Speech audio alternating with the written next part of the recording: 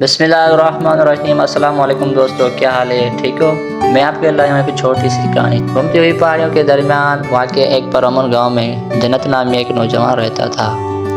جنت اپنی مہربانی اور بہادری کے لیے جانا جاتا تھا، اور اس کے پاس جانوروں سے بات چیت کرنے کا ایک خاص تحفہ تھا۔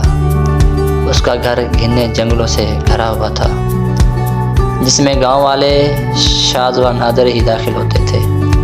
ان کا خیال تھا کہ جنگل طاقتور روحوں اور افسانوی مخلوقات سے آباد تھے۔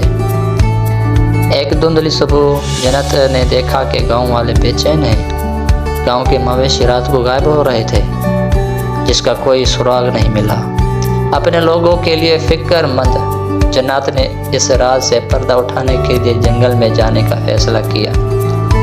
صرف ایک سادہ کمان اور اپنی عقل سے مسلح جنت رات ہوتے ہی جنگل میں داخل ہوا۔ وہ خاموشی سے چلتا رہا، کسی حرکت کی آثار کو سنتا رہا۔ جنگل کی گہرائی میں اس نے ایک دھیمی آواز سنی اور آگے ایک ہلکی سی چمک دیکھی۔ جیسے ہی وہ قریب آیا، اس نے ایک بہت بڑا بھیڑیا پایا۔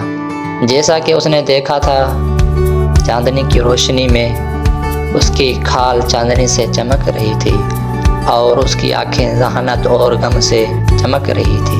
بھیڑیا نے جنت سے گہری گڑ گڑاتی آواز میں کہا، یہ جنگل کا محافظ تھا، جسے مویشیوں کا شکار کرنے پر مجبور کیا گیا تھا، کیونکہ زمین پر ایک تاریخ لعنت پڑ گئی تھی، جس سے اس کے قدرتی خوراک کے ذرائع کو داغدار کر دیا گیا تھا۔ بھیڑیا کی حالت زہر سے متاثر، جنت نے اس لعنت کو اٹھانے میں مدد کرنے کا عہد کیا۔ اس نے جڑی بوٹیاں اکٹھے کرنے، قدیم منتروں کا نعرہ لگانے میں دن گزارے، اور آخرکار ایک سخت رسم کے بعد وہ اس لعنت کو توڑنے میں کامیاب ہو گیا۔ لعنت ہٹانے کے بعد جنگل ایک بار پھر پروان چڑھا، اور بھیڑیا کو اب گاؤں کے مویشیوں کا شکار کرنے کی ضرورت نہیں رہی۔ شکر گزار بھیڑیا نے جنت سے وعدہ کیا کہ اسے اور اس کے لوگوں کو ہمیشہ جنگل کا تحفظ حاصل رہے گا۔